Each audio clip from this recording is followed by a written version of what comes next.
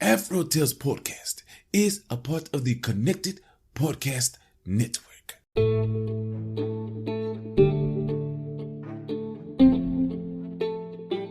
Well, hello there. I'm Aman Mazingo, your storyteller, and this is Season 2 of the AfroTales Podcast, where we journey through the Americas and the Caribbean to explore the tales that grew from its African diaspora. I want to thank Art by Chalet for the beautiful episode art, and especially thank you for joining us on today's adventure.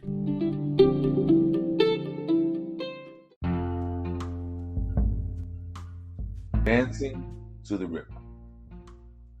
Once there were hard times in a certain town.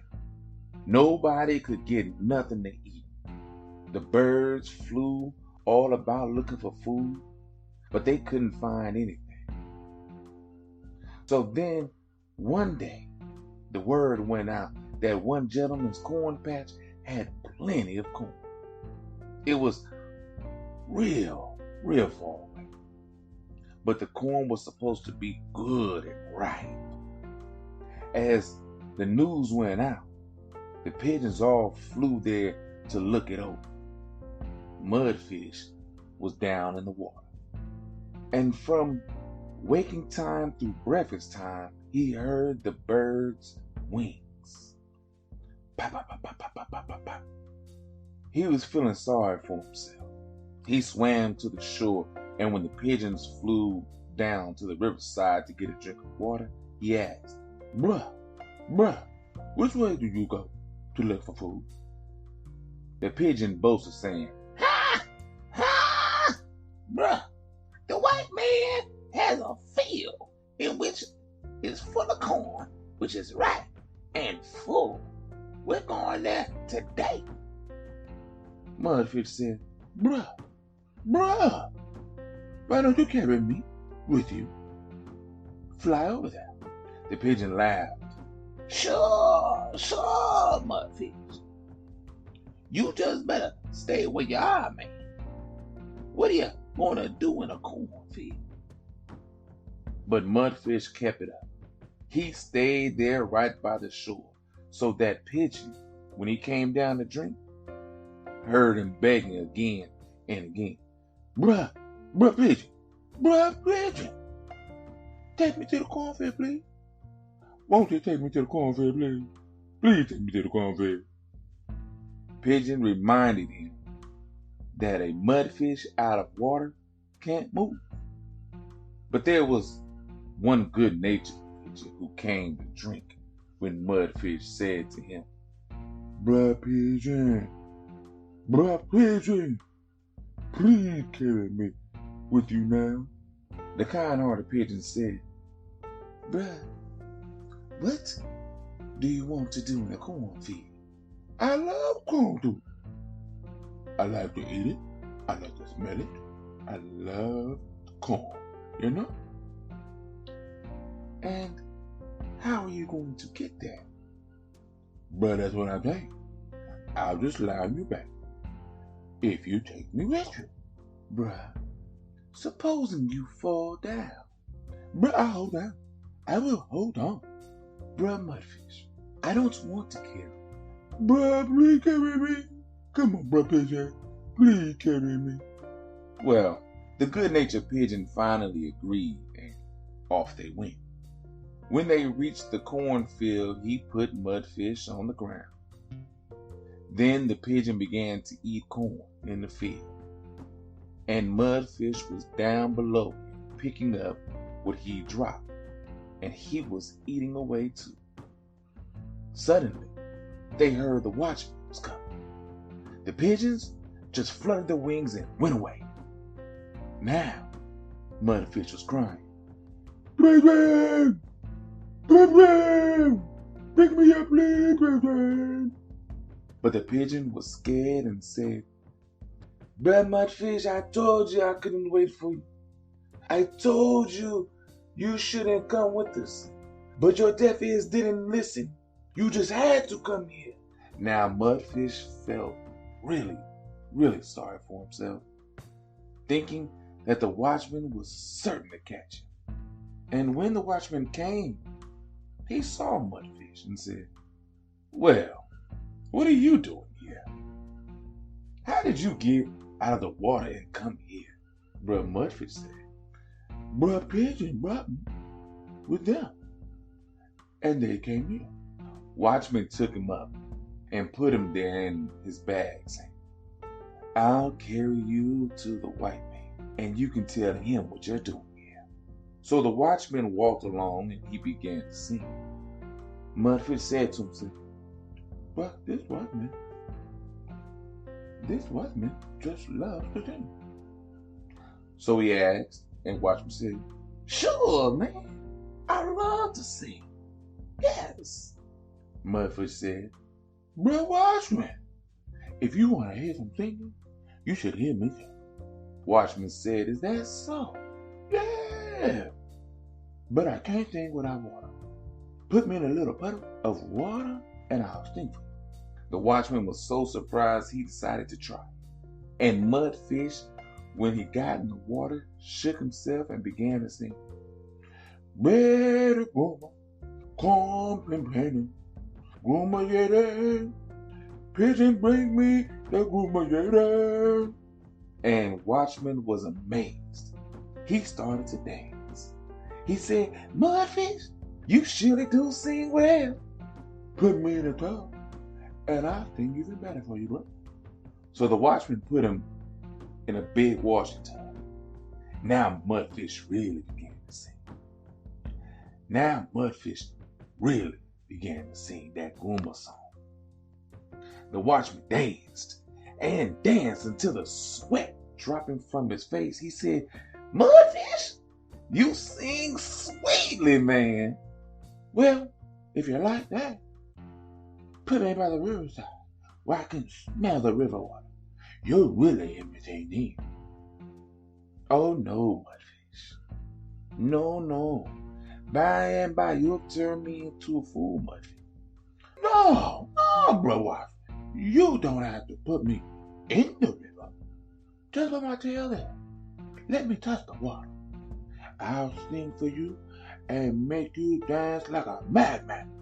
Watchman said, "Well, I'll do. But make sure you don't turn me into a fool." "No, bro, Watchman. No. Wait even here. Just put me down and you'll see." And he did. Now Mudfish really began to sing that song. And Watchman began to dance hard. So Mudfish sang there, and he began to dance too, wiggling his tail. He sang so sweetly that Watchman never looked back. Mudfish wiggled and sang until he got himself back into the water. When he got there, he raised up his head and said, "Bro Watchman, I'll see you later, all right, yeah?" The watchman jumped after him.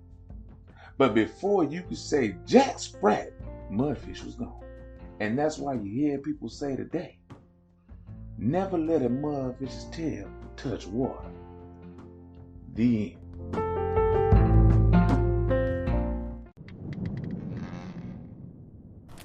Chef. Yes, Grio. Don't you love how we get to share our stories and recipes? Yes, I enjoy it greatly. Do you know what makes it possible for everyone to hear us? Yes, Grio, our voices, obviously. True, but it's also Anchor, a hosting platform that distributes the podcast to places like Spotify, Apple Podcasts, and others. Oh, yes. And isn't everything needed to make a podcast in one place? That's correct. And the best thing of all, Chef, it's free. Free, you say? Free. And all I had to do is download the Anchor app or go to anchor.fm to get started. So, you just had to download the Anchor app or go to anchor.fm to get started. Yep. Download the Anchor app or go to anchor.fm and do what we're doing now. Fantastic, Grio. Simply fantastic. I know, Chef. I know. what can I say about this story? I like it. I really, really like it. The journey the mudfish goes on to get to the corn, and then after things go awry, the resiliency he has to get back home. That is awesome to me. I love it. I love seeing, hey, underdog, seeing somebody who looks like they're stuck be able to get out of a situation, although he kind of put himself in there, right? This story also sent me down a dive onto what an actual mudfish is and what they look like and where they live. And there are mudfish all over the world. A lot of people just call them bowfins or bowfins. They look similar to catfish, but catfish have flat heads and mudfish have round heads. And I guess the teeth are kind of different. But the fact that they literally live in mud, like the riverbanks, dry, muddy basins. I've seen videos of people trying to catch these things, and it's crazy to me. It's crazy. The fact that people eat them too is even crazier. But hey, people eat catfish and crawfish and other kind of mud bottom dwelling animals and creatures and everything like that. So I guess I could be too surprised, right? I kind of feel some type of way about how he conned the watchman, you know. I want to tell you one more time that the song, because you probably didn't get to hear it well because of how the voice of the mudfish.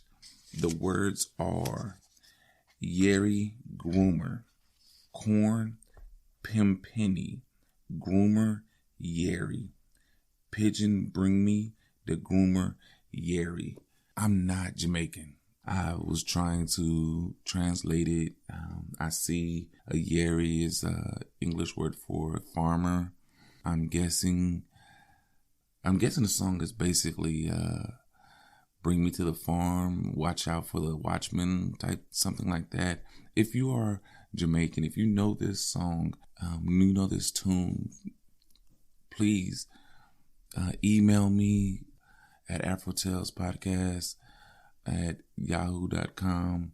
Hit me up on Twitter at AfroTalesCast. Go into the voice messaging on the app that you're probably listening to this on and tell me what it means. Or if you, well, with all that, you could just tell me anything. Tell me I sang it in a horrible way because I know I have a terrible voice. But yeah, he begged to get to the corn. He then got caught by the watchman and had to figure a way out, kind of conned his way out of there, right? And the watchman knew what was coming. That's the crazy part. He knew what was coming, yet couldn't stop it. And we have friends who we know are up to no good, or we know are coming to beg us for money or beg us for this and that and the third. And for some reason, we can't stop it, you know? We have those friends that come and ask us for money, and we can't do anything about it. But as long as it's done in a loving and it doesn't hurt your family or your lifestyle, I say help them. I've helped out plenty and not gotten back anything from them. And you know what? It hasn't hindered me in any way. Matter of fact, it's probably blessed me. Especially when I already know I'm probably not going to get it back. You know, and I do it anyway. It's okay. I know the outcome. I know it may not be exactly what I want, but is it hurting me? No. Did it hurt the watchman to lose the mudfish? Probably not. But like the saying says, like the saying goes, don't let a mudfish tail touch water, right? Which I can't find anywhere, by the way, but I love it anyway. I will keep that in the memory bank. But again, thank you for coming on this journey. We have a recipe, one more story after this week's story that we're still in Jamaica. And the two recipes are a breakfast recipe. And when you guys hear this week, you will already know what's coming for next week. I guarantee see it. But thank you again. Thank you for coming on this journey. I appreciate it. I love it. And as always, have a blessed day.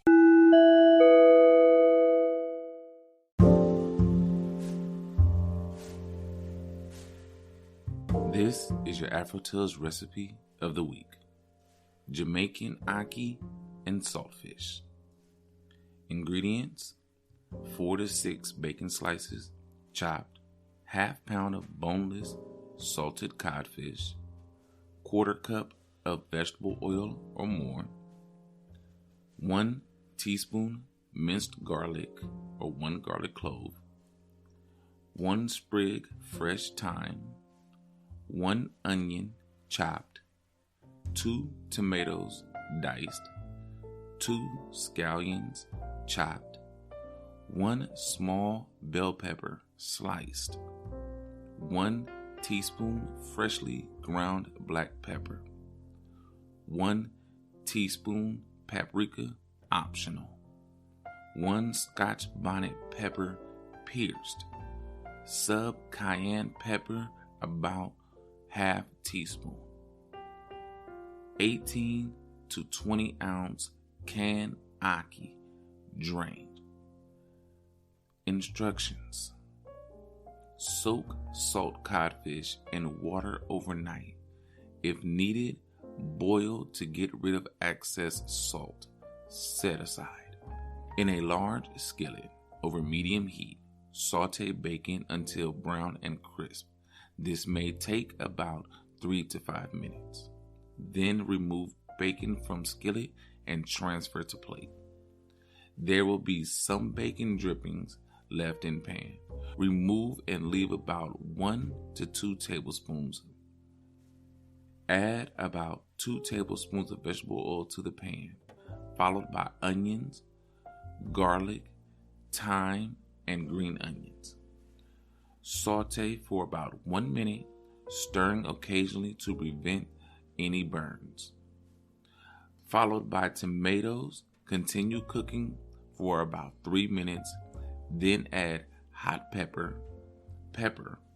Mix until ingredients have been thoroughly combined. Cook for about 5 minutes or more. Add water as needed. Finally, throw in saltfish. Cook for a few minutes, then add ackee and cook for another 3 minutes or more. Adjust the seasoning to taste. Remove from heat and let it cool. You may prepare this a day in advance. Note: you can't find fresh ackee here in the U.S. because it is considered poisonous. Yes, poisonous. If not picked or boiled properly. Rest assured, the ones here have been vetted by the FDA and are considered safe. That is your AfroTales recipe of the week.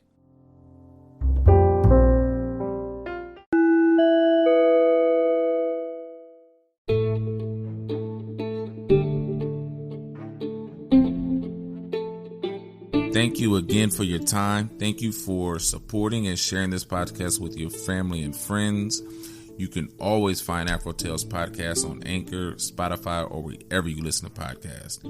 If you want to leave me a message or a tweet, I can be found on Twitter at AfroTalesCast, on Instagram and Facebook at AfroTalesPodcast, and now on Coffee at coffee.com/AfroTales Podcast, where you can financially support me for the price of 1 small cup of coffee.